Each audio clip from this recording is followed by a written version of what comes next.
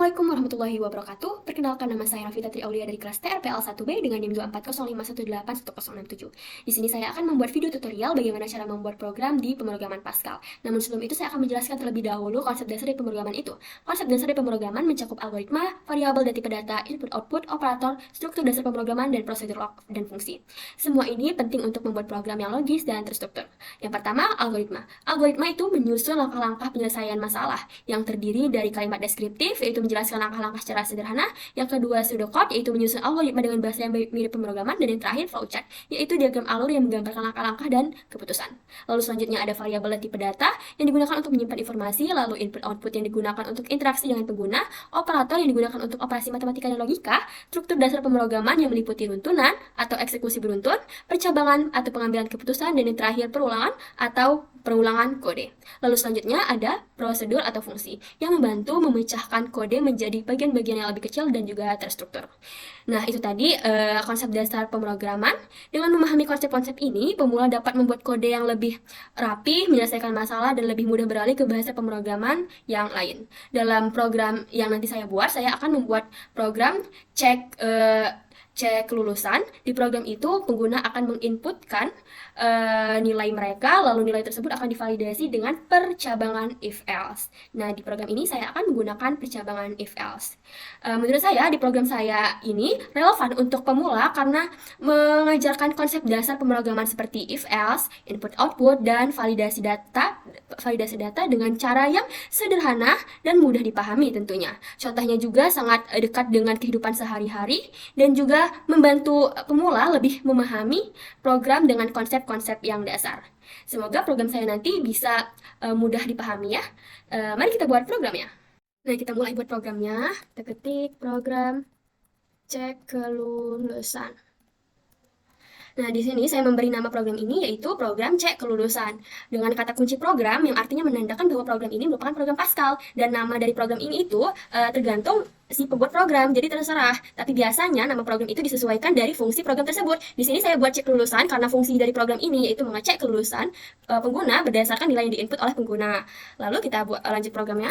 Uses CRT, lalu var, lalu nilai integer, lalu begin, lalu CLRSCR, lalu write learn. Program menentukan kelulusan, lalu write,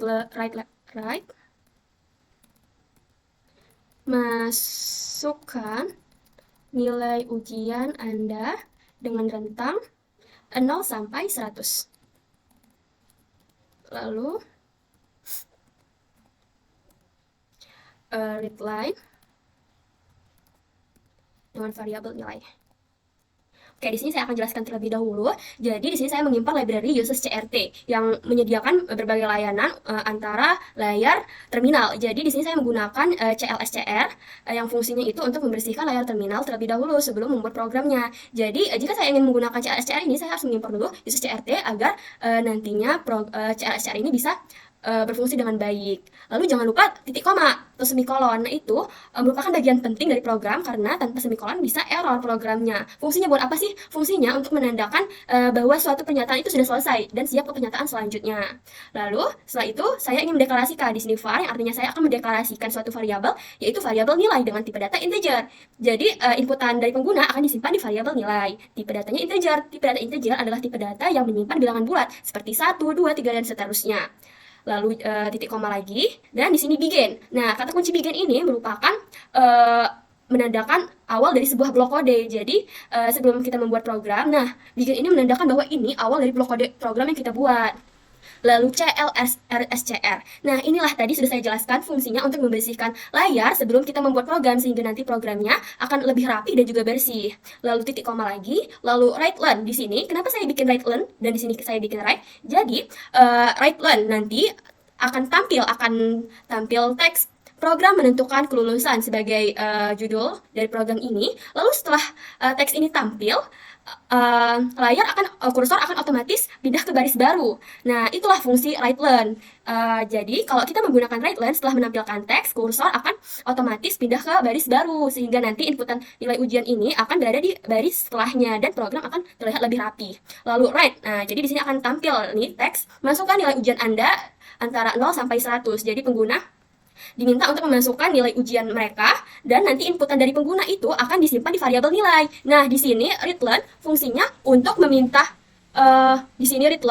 untuk meminta inputan dari pengguna, yang inputan tersebut akan disimpan di variabel nilai. Lalu jangan lupa dengan titik koma lagi. Lalu setelah pengguna memasukkan nilai ujian mereka dan disimpan di variabel nilai, akan validasi dari nilai yang diinput tersebut dengan menggunakan percabangan if else. Kita buat if nilai lebih kecil 0 or nilai lebih besar 100, then write-learn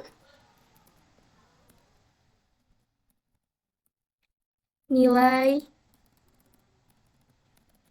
yang diinputkan tidak valid. Lalu else if nilai lebih besar sama dengan 60, then write-learn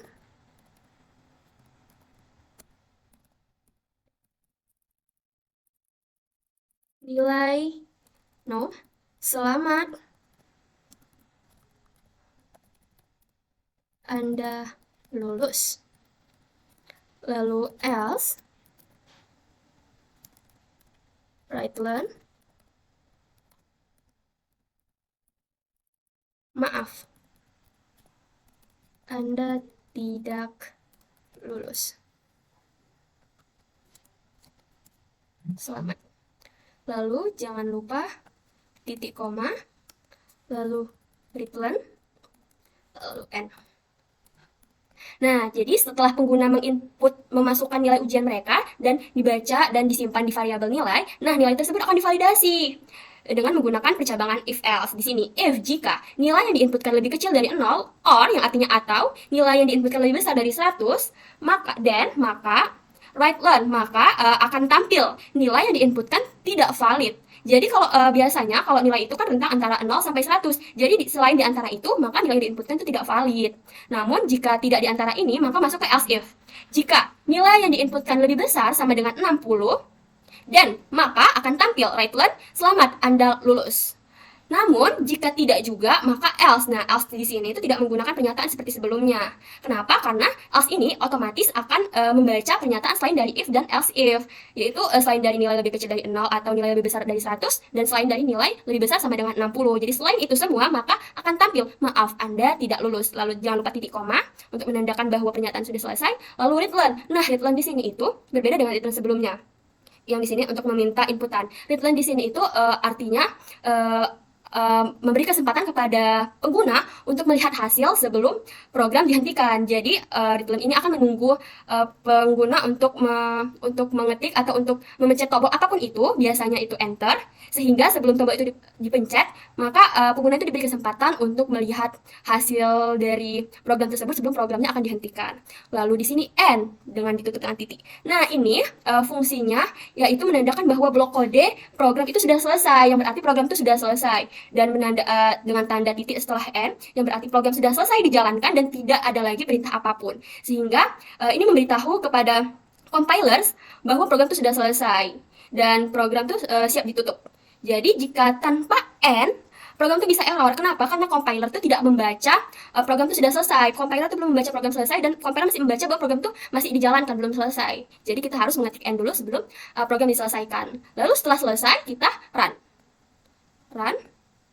Nah, di sini program menentukan kelulusan. Judulnya, masukkan nilai ujian Anda. Misal saya 80. Nah, selamat Anda lulus. Kita tes ke output lainnya. Misal saya di bawah 60, 50. Maaf, Anda tidak lulus. Tes lagi. Jika saya masukkan min 10, nilai yang diinputkan tidak valid. Nah, itu fungsi dari validasinya. Nah, dengan demikian, semoga teman-teman bisa memahami dari program yang saya buat. Jika ada kesalahan, saya mohon maaf. Saya akhiri. Assalamualaikum warahmatullahi wabarakatuh.